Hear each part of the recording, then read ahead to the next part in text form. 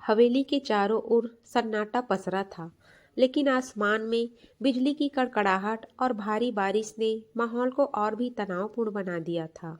हवेली का सबसे बड़ा कमरा फूलों और इत्र की खुशबू से महक रहा था, जिसे सुहाग रात के लिए खास तौर पर सजाया गया था। लेकिन इस खुशबू में वह सुकून नहीं था जो एक नई शुरुआत में होना चाहिए। कमरे के बीचों बीच में बड़े से पलंग पर शगुन बैठी थी। उसका चेहरा एक भारी रेशमी घूंघट के पीछे छिपा था। उसके हाथ थर थर काँप रहे थे और लाल रंग के जोड़े में सजी वह किसी हिरनी की तरह लग रही थी। शगुन एक अनाथ लड़की थी, जिसे इस खानदान की इज्जत बचाने के लिए रातों रात इस घर की बहू बना दिया गया था। उसे लगा था कि शायद शादी के बाद उसकी तन्हा जिंदगी खत्म हो जाएगी, लेकिन उसे नहीं पता था कि उसके सामने नफरत का एक नया तूफान खड़ा है। तभी कमरे का दरवाजा धड़ाम से खुला। विक्रम भारी कदमों से अंदर दाखिल हुआ। उसके चेहरे पर खुशी के बजाय क्रोध और नफरत की लकीरें साफ दिख रही थी। उसने अपनी शेरवानी के बटन खोलते हुए शगुन की ओर देखा, जो डर के मारे अपनी सांसें थामे रोके बैठी थी। विक्रम ने बिना एक शब्द कहे एक झटके में शगुन का घूंघट हटा दिया। सामने शगुन का मासूम चेहरा था, जिसकी आंखों में आंसू भरे थे। विक्रम ने उसकी आंखों में आंखें डालकर कठोर स्वर में कहा, यह घूंघट, यह गहने और यह साजो सज्जा, यह सब सिर्फ दुनिया को दिखाने के लिए है। मेरे लिए तुम सिर्फ एक मोहरा हो, जिसे मेरे परिवार ने अपनी झूठी शान बचाने के लिए यहाँ बिठाया है। शगुन की सिहरन बढ़ गई। विक्रम ने आगे बढ़ते हुए साफ कर दिया कि इस रिश्ते में उसके लिए ना तो कोई जगह है और ना कोई प्यार। उसने कड़वा सच सुनाते हुए कहा कि वह कभी भी शगुन को अपनी पत्नी का दर्जा नहीं देगा। कमरे की दीवारें शगुन की सिसकियों से गूंज रही थी, लेकिन विक्रम के दिल पर इसका कोई असर नहीं हो रहा था। उसने शगुन की कलाई को इतनी जोर से पकड़ा कि उसके सोने के कंगन उसकी कोमल त्वचा में चुभने लगे। शगुन दर्द से कराह उठी, लेकिन विक्रम की आंखों में केवल प्रतिशोध की ज्वाला थी। तुम क्या समझती हो शगुन? विक्रम ने नफरत से फुसफुसाते हुए कहा कि यह लाल जोड़ा पहनकर तुम इस हवेली की मालकिन बन जाओगी। तुमने और तुम्हारे उस लालची परिवार ने मिलकर मेरे घर वालों को गुमराह किया है। तुमने सोचा होगा कि ठाकुर खानदान की बहू बनकर तुम्हारी जिंदगी संवर जाएगी, लेकिन याद रखना, तुमने नर्क में कदम रखा है। शगुन ने कांपती आवाज में हिम्मत जुटाकर कहा, विक्रम जी, मेरा यकीन मानिए, मेरा कोई कसूर नहीं है। मैं तो खुद नहीं जानती थी कि यह रिश्ता इतनी जल्दी तय हो जाएगा। मैं तो बस करो अपनी ये झूठी मासूमियत। विक्रम ने उसे बीच में ही टोकते हुए झटके से बिस्तर से नीचे फर्श पर गिरा दिया। शगुन ठंडे फर्श पर गिर गई। उसके माथे का टीका टेढ़ा हो गया और बाल बिखर गए। वह नीचे बैठी सिसक रही थी, जबकि विक्रम ऊपर खड़ा होकर उसे हिकारत भरी नजरों से देख रहा था। उसने गरजते हुए आगे कहा, आज से और अभी से इस कमरे में और इस घर में तुम्हारी हैसियत एक नौकरानी से ज्यादा नहीं होगी। तुम यहाँ सिर्फ इसलिए हो ताकि बाहर की दुनिया को लगे कि ठाकुरों की बहू घर में है, लेकिन मेरे लिए तुम्हारी मौजूदगी इस कमरे की धूल के बराबर है। विक्रम ने कमरे का कोना दिखाते हुए कहा, वहां बैठो। आज की रात और आने वाली हर रात तुम्हें अपनी औकात याद दिलाती रहेगी। मेरे बिस्तर की तरफ देखने की जुर्रत भी मत करना। शगुन ने अपनी फटी आंखों से उस इंसान को देखा जिसे उसने अपना पति माना था। उसे एहसास हुआ कि जिस डोली में बैठकर वह बड़े अरमानों के साथ यहाँ आई थी, वह असल में उसकी खुशियों का जनाजा था। अपमान की यह पहली रात उसके जीवन की सबसे लंबी और खौफनाक रात बनने वाली थी। रात का तीसरा पहर शुरू हो चुका था। खिड़की से आती बर्फीली हवाओं और मूसलाधार बारिश ने कमरे के माहौल को और भी ठंडा बना दिया था। लेकिन विक्रम के भीतर की नफरत की आग ठंडी होने का नाम नहीं ले रही थी। वह बार बार कमरे में टहल रहा था, जैसे उसके अंदर कोई युद्ध चल रहा हो। अचानक वह रुका और उसने अपनी अलमारी से शगुन की छोटी सी पोटली और उसका कुछ सामान बाहर निकाला। निकल जाओ यहाँ से, विक्रम की गरजती आवाज ने सन्नाटे को चीर दिया। शगुन, जो फर्श के एक कोने में सिमट कर बैठी थी, चौंक कर खड़ी हो गई। उसकी आंखें सूज चुकी थी और उसका चेहरा पीला पड़ गया था। उसने कांपते हुए पूछा, कहाँ जाऊं मैं इस वक्त? बाहर बहुत अंधेरा है और तूफान। मुझे इससे कोई फर्क नहीं पड़ता। विक्रम ने उसका हाथ पकड़ा और उसे घसीटते हुए कमरे के दरवाजे की तरफ ले गया। यह हवेली मेरी है और यहाँ उस औरत के लिए कोई जगह नहीं है जिसे मैं अपनी पत्नी नहीं मानता। तुमने सोचा होगा कि तुम इस घर की चार दीवारी में छिपकर अपनी चालें चलती रहोगी। नहीं शगुन, तुम्हारी ये मासूमियत मेरे सामने नहीं चलेगी। शगुन ने तड़प कर उसके पैर पकड़ लिए।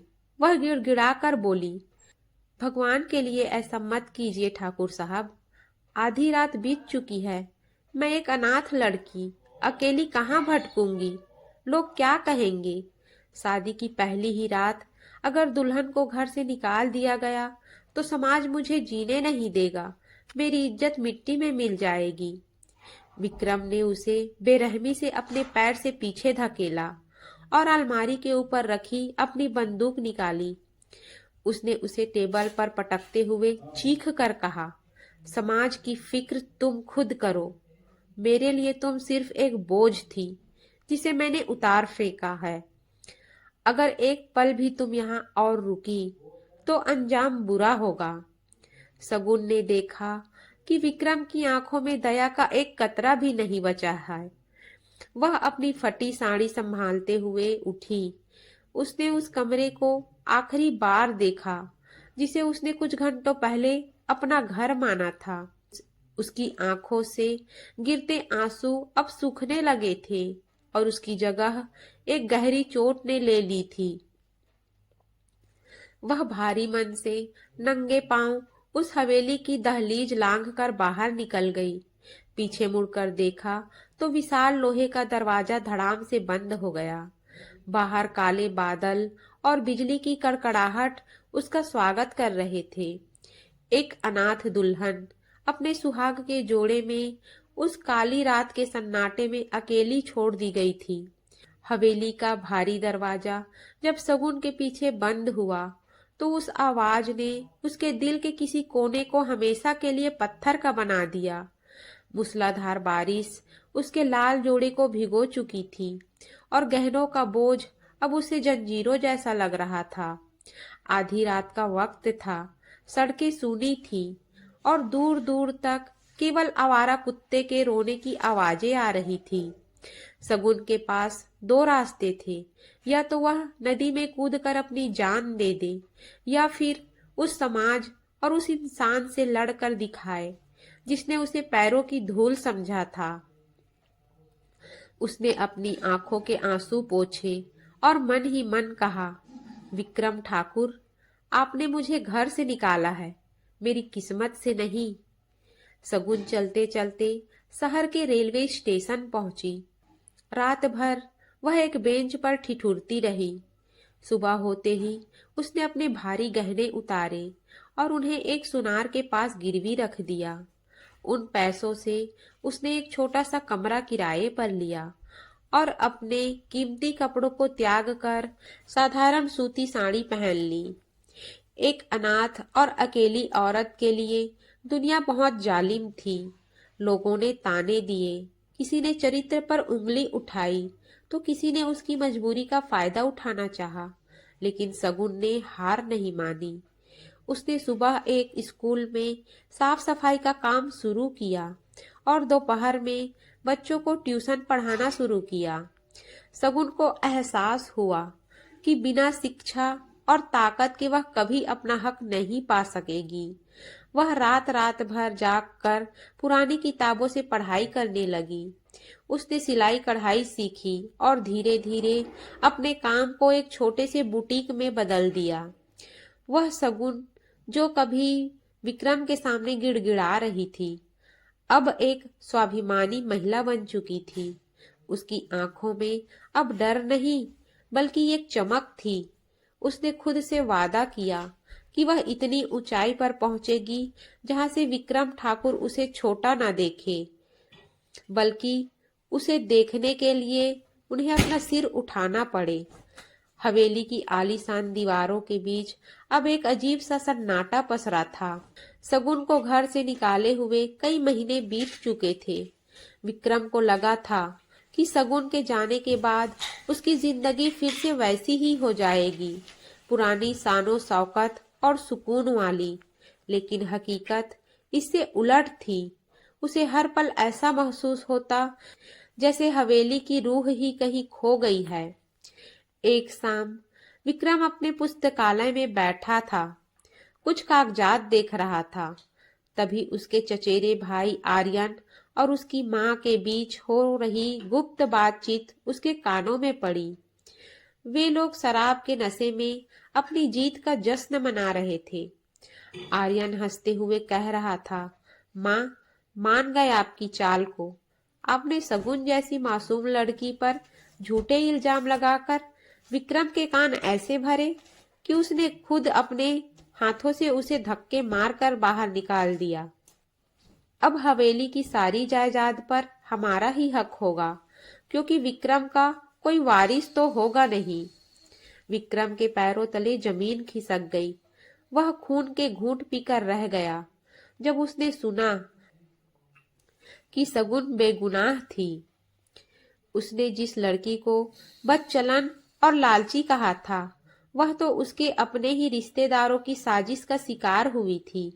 उसे याद आया कि कैसे सगुन ने उसके पैर पकड़कर अपनी बेगुनाही की भीख मांगी थी और उसने उसे बंदूक की नोक पर घर से निकाला था। विक्रम का सारा घमंड एक पल में चकनाचूर हो गया। उसे अपनी ही नजरों में खुद से नफरत होने लगी। उसने कमरे में जाकर उन कोनों को देखा जहां सगुन की सिसकियां अब भी गूंजती महसूस हो रही थी। उसने गुस्से में आकर आर्यन और उसकी माँ को उसी वक्त हवेली से बाहर का रास्ता दिखा दिया, लेकिन उसके दिल का बोझ कम नहीं हुआ। विक्रम ने पागलों की तरह सगुन को ढूंढना शुरू किया। उसने हर स्टेशन, हर धर्मशाला और हर उस गली की खाक छानी जहां एक बेसहारा औरत जा सकती थी। उसने प्राइवेट जासूस लगाए, लेकिन सगुन का कहीं कोई सुराग नहीं मिला। वह पूरी तरह गायब हो चुकी थी। विक्रम अब वह रसूखदार ठाकुर नहीं रहा था। वह अब एक अपराधी की तरह महसूस कर रहा था। रात रात भर वह जागता और सिगरेट के धुएं में खुद को खोया हुआ पाता। खिड़की के पास खड़े होकर वह उसी अंधेरी रात को याद करता और सोचता कि काश उसने एक बार सगुन की बात सुन ली होती। उसका दिल अब सिर्फ एक ही दुआ मांग रहा था कि एक बार, सिर्फ एक बार उसे सगुन मिल जाए, ताकि वह उसके पैरों में गिरकर अपने गुनाहों की माफी मांग सके। पर किस्मत ने उसके लिए कुछ और ही लिख रखा था। समय की धूल ने हवेली की चमक को थोड़ा धुंधला कर दिया था। 5 साल बीत चुके थे। विक्रम ठाकुर, जो कभी अपने रसूख और घमंड के लिए जाना जाता था, अब एक शांत और उदास इंसान बन चुका था। उसके कारोबार में लगातार घाटे हो रहे थे और उसके अपने ही लोगों ने उसे धोखा देकर उसकी संपत्ति का बड़ा हिस्सा हड़प लिया था। विक्रम की कंपनी दिवालिया होने की कगार पर थी। उसे एक बड़े निवेश की सख्त जरूरत थी। उसके मैनेजर ने बताया कि शहर की सबसे सफल business women Mrs S Singh उनकी कंपनी को डूबने से बचा सकती है। विक्रम झिझक रहा था, लेकिन उसके पास और कोई रास्ता नहीं था। वह भारी मन से उस लेडी बॉस के आलीशान ऑफिस में पहुंचा। जैसे ही विक्रम केबिन के अंदर दाखिल हुआ, उसे एक ऊंची कुर्सी पर पीठ फेर कर बैठी एक महिला दिखी। कमरे में चंदन और मोगरे की वही हल्की खुशबू थी जो 5 साल पहले उस सुहाग रात वाले कमरे में थी। विक्रम का दिल जोर से धड़कने लगा। जैसे ही वह महिला कुर्सी घुमाकर सामने आई, विक्रम के हाथ से उसकी फाइल नीचे गिर गई। सामने सगुन बैठी थी, लेकिन यह वह सगुन नहीं थी जो गिड़गिड़ाती थी या जिसके पैरों में बेड़ियां थी। उसके चेहरे पर अब एक गजब का आत्मविश्वास था। उसने महंगे और शालीन कपड़े पहने थे। उसकी आंखों में अब आंसू नहीं, बल्कि एक तेज था। उसने अपनी चश्मा उतारा और ठंडे स्वर में कहा, बैठिए मिस्टर विक्रम ठाकुर। मैंने सुना है आपकी कंपनी को मेरी मदद की जरूरत है। विक्रम की आवाज गले में ही अटक गई। वह उसे फटी आंखों से देख रहा था। उसने हकलाते हुए कहा, सगुन, तुम यहाँ इस हाल में? सगुन के चेहरे पर एक फीकी मुस्कान आई। उसने शांति से जवाब दिया, मिसेस सिंह कहिए। और हाँ, वक्त इंसान को बहुत कुछ सिखा देता है। जिस लड़की को आपने सड़क पर मरने के लिए छोड़ दिया था, उसने खुद को जिंदा रखना सीख लिया। अब बताइए, मैं आपके लिए क्या कर सकती हूँ? क्या आप यहाँ अपनी कंपनी बेचने आए हैं या अपनी गलती मानने? विक्रम के पास शब्दों की कमी थी। जिस औरत को उसने कलंक कहकर निकाला था, आज वही उसकी डूबती कश्ती की आखिरी सहारा थी। नीति ने अपना खेल खेल दिया था। विक्रम अब याचक था और सगुन देने वाली। विक्रम ने नजरें नीची कर ली। उसे समझ नहीं आ रहा था कि वह बिजनेस की बातें करे या उस पुरानी नफरत की, जिसकी आग में वह खुद जल रहा था। सगुन के केबिन में सन्नाटा इतना गहरा था कि घड़ी की टिक टिक भी हथौड़े की तरह सुनाई दे रही थी। विक्रम, जो कभी किसी के सामने सिर नहीं झुकाता था, आज सगुन की आंखों की चमक के सामने अपनी नजरें नीची किए खड़ा था।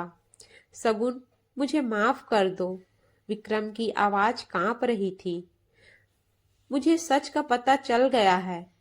आर्यन और उसकी माँ ने जो किया, उसके लिए मैं खुद को कभी माफ नहीं कर पाऊंगा। मुझे सजा दो, पर इस तरह अजनबी मत बनो। सगुन अपनी कुर्सी से उठी और खिड़की के पास जाकर बाहर देखने लगी। उसने बिना पीछे मुड़े ठंडे स्वर में कहा, माफी? ठाकुर साहब, माफी शब्दों से नहीं, कर्मों से कमाई जाती है। आपने मुझे उस रात सड़क पर फेंका था, जहां ना सिर पर छत थी और ना पेट में रोटी। आपने मेरा आत्मसम्मान कुचला था। क्या आपको लगता है कि एक सॉरी से सब ठीक हो जाएगा? विक्रम आगे बढ़ा और बोला, मैं अपनी कंपनी, अपनी जायदाद सब तुम्हारे नाम करने को तैयार हूँ। बस मुझे एक मौका दो। सगुन मुड़ी और उसकी आंखों में देखते हुए एक अजीब सी शर्त रखी। मुझे आपकी जायदाद नहीं चाहिए। अगर आप वाकई पछतावा करना चाहते हैं, तो आपको मेरी कंपनी में एक साधारण कर्मचारी की तरह काम करना होगा। आपको वे सारे काम करने होंगे जो एक आम इंसान करता है। क्या एक ठाकुर अपनी शान छोड़कर मेरी फाइलों का बोझ उठा सकता है? क्या वह मेरे ऑफिस के फर्श पर झाड़ू लगा सकता है? पूरा ऑफिस स्टाफ दंग रह गया जब अगले दिन विक्रम ठाकुर सूट बूट छोड़कर एक साधारण कुर्ते पैजामे में सगुन के ऑफिस पहुंचा। उसने बिना किसी शिकायत के स्टोर रूम की सफाई शुरू की। विक्रम के हाथों में छाले पड़ गए थे। उसने कभी मेहनत का काम नहीं किया था, लेकिन उसके चेहरे पर एक अजीब सा संतोष था। वह सगुन के लिए चाय लाता, उसके ऑफिस की फाइलें तरतीब से रखता और घंटों उसके केबिन के बाहर खड़ा रहता। वह यह सब इसलिए नहीं कर रहा था कि उसे पैसे चाहिए थे, बल्कि इसलिए क्योंकि वह शगुन की नफरत को कम करना चाहता था। शगुन उसे अपने केबिन के कांच से चुपचाप देखती रहती। उसे यकीन नहीं हो रहा था कि यह वही पत्थर दिल विक्रम है जिसने उसे घर से निकाला था। वह उसकी परीक्षा ले रही थी, पर विक्रम हर परीक्षा में चुपचाप सफल हो रहा था। ऑफिस के गलियारों में अब कानाफूसी होने लगी थी। हर कोई हैरान था कि कभी शहर पर हुकूमत करने वाला विक्रम ठाकुर आज एक साधारण चपरासी और सहायक की तरह काम कर रहा है। लेकिन विक्रम को ना तो किसी के तानों की परवाह थी और ना ही अपनी गिरती साख की। उसके लिए अब सिर्फ एक ही लक्ष्य था, शगुन की नफरत को कम करना। एक दोपहर शहर में जबरदस्त गर्मी थी। शगुन ने जानबूझकर विक्रम को शहर के दूसरे कोने पर एक फाइल पहुंचाने के लिए भेजा, और वह भी पैदल।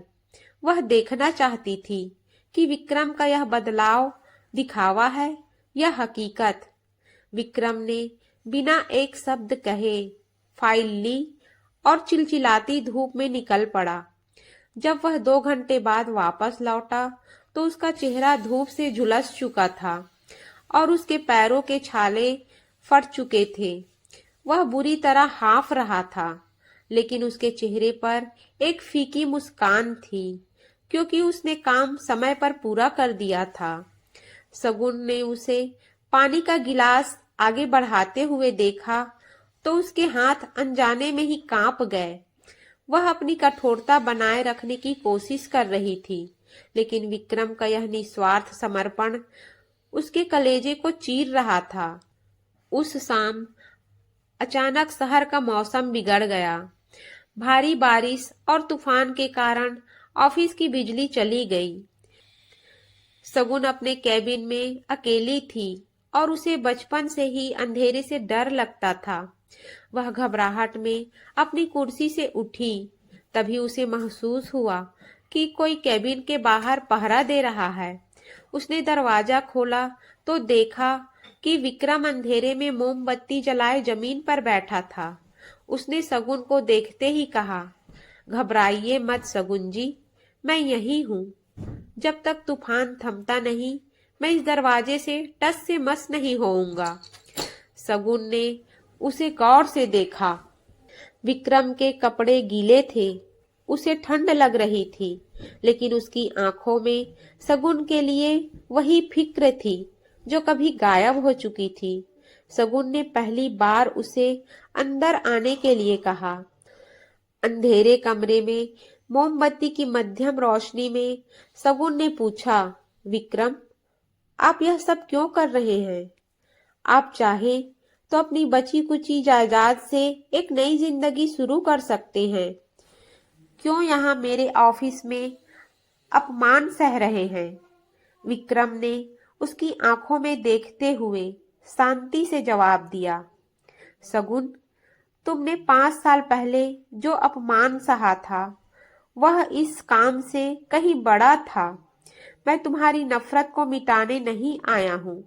मैं तो बस खुद को उस बोझ से आजाद करना चाहता हूँ जो मुझे हर पल मार रहा है। अगर तुम्हारी डांट और इस काम से मुझे थोड़ा भी प्रायश्चित मिलता है तो मेरे लिए यही सबसे बड़ी दौलत है। शगुन की आंखों में आंसू छलक आए, जिसे उसने अंधेरे में छिपा लिया। उसे एहसास होने लगा था कि इंसान बदल सकता है, लेकिन वह अभी भी अपनी चोट को भूलने के लिए तैयार नहीं थी। उसे नहीं पता था कि नीति जल्द ही विक्रम की सबसे बड़ी परीक्षा लेने वाली थी। वक्त धीरे धीरे बीत रहा था और विक्रम का समर्पण शगुन की नफरत की दीवार को हर दिन थोड़ा थोड़ा कमजोर कर रहा था। लेकिन शगुन के व्यावसायिक प्रतिस्पर्धी उसकी सफलता से जलते थे। वे उसे रास्ते से हटाने के लिए एक खतरनाक साजिश रच रहे थे, जिससे शगुन और विक्रम दोनों अनजान थे।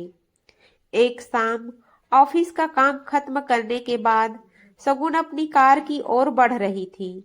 पार्किंग एरिया में सन्नाटा था और रोशनी कम थी। विक्रम हमेशा की तरह कुछ दूरी पर रहकर उसकी सुरक्षा का ध्यान रख रहा था।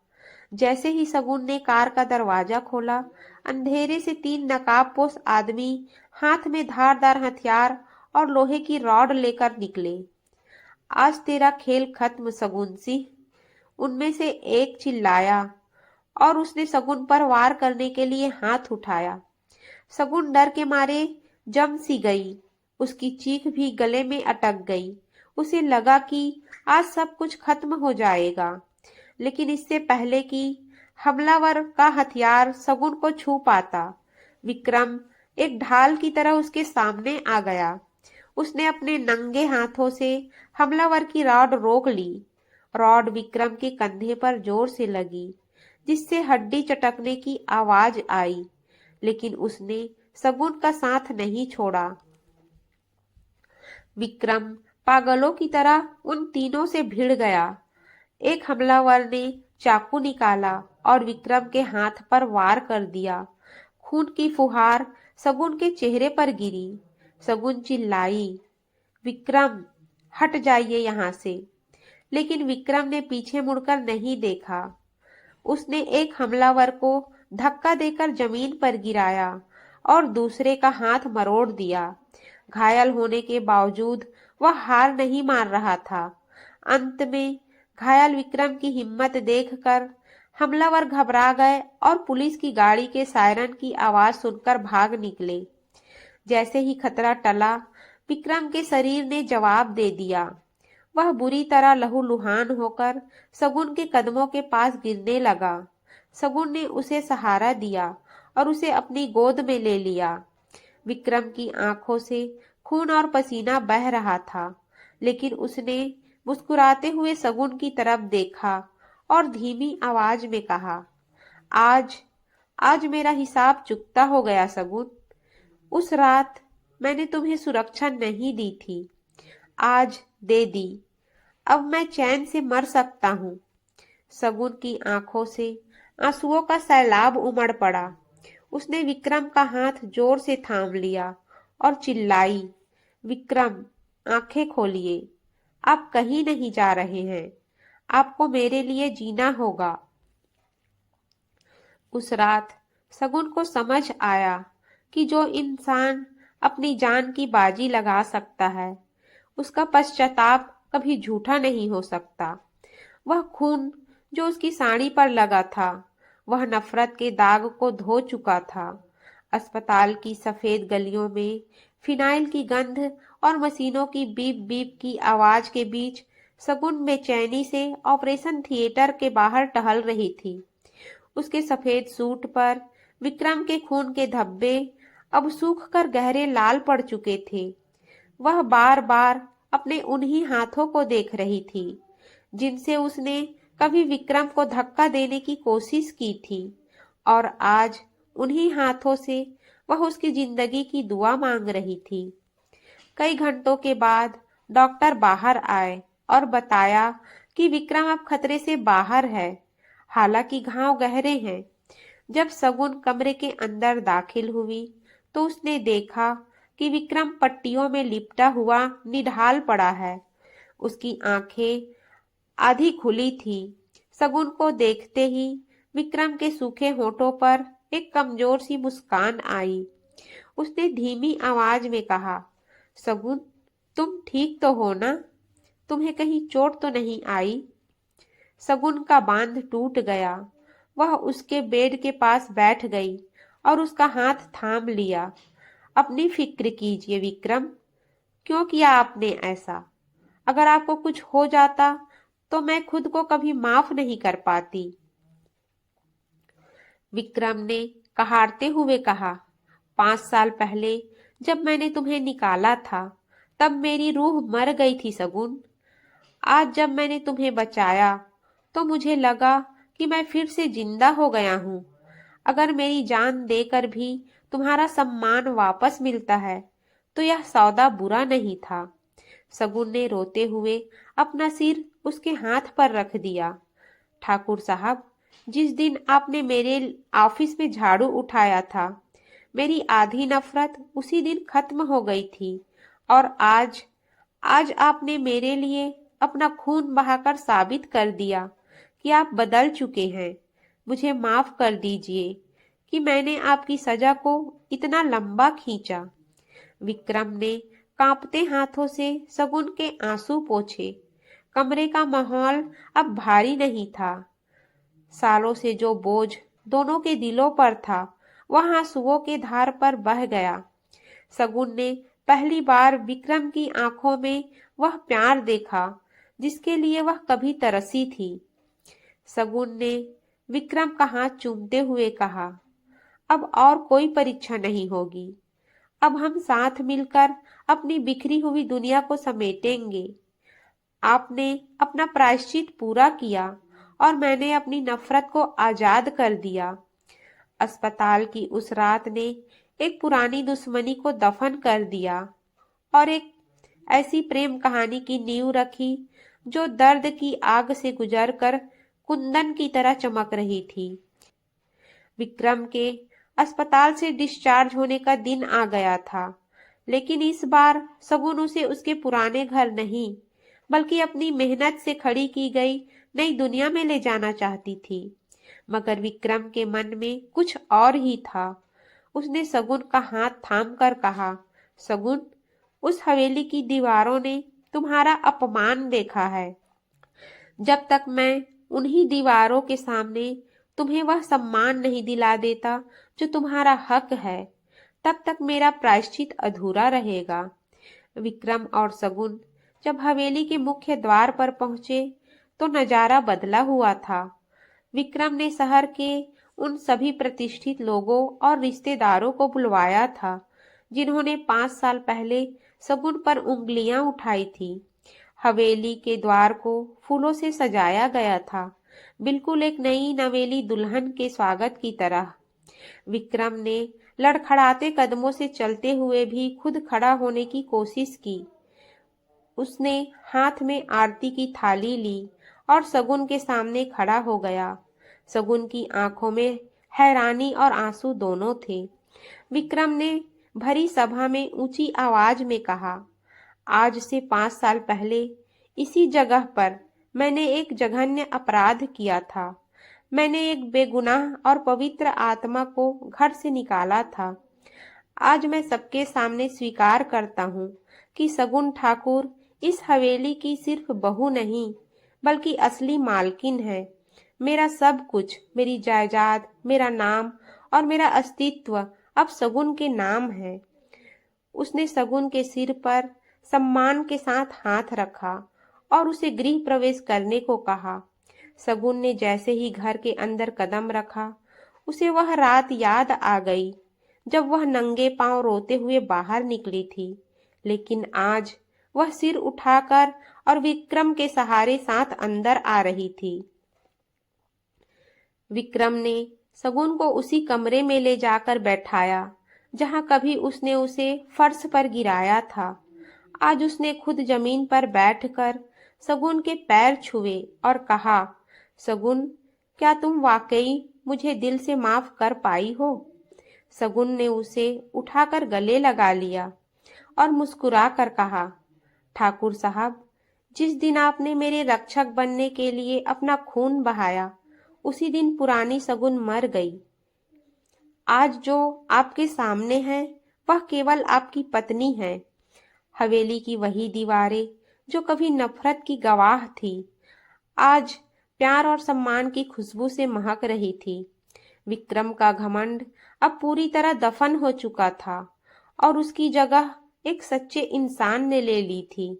हवेली की उसी खिड़की के पास जहां से कभी विक्रम ने शगुन को जाते हुए नफरत से देखा था, आज दोनों साथ खड़े थे। बाहर की रात अंधेरी नहीं थी, बल्कि पूर्णिमा के चांद की दुधिया रोशनी चारों ओर फैली हुई थी। कमरे में फिर से वही चंदन और गुलाब की महक थी, लेकिन आज इसमें कड़वाहट का कोई निशान नहीं था। विक्रम ने शगुन के कंधे पर अपना हाथ रखा और उसे धीरे से अपनी ओर घुमाया। शगुन की आंखों में शर्म और प्यार की एक नई चमक थी। विक्रम ने बेहद कोमल स्वर में पूछा, सगुन, क्या तुम वाकई उस अंधेरी रात को भूल गई हो? क्या अब इस हवेली में तुम्हें डर नहीं लगता?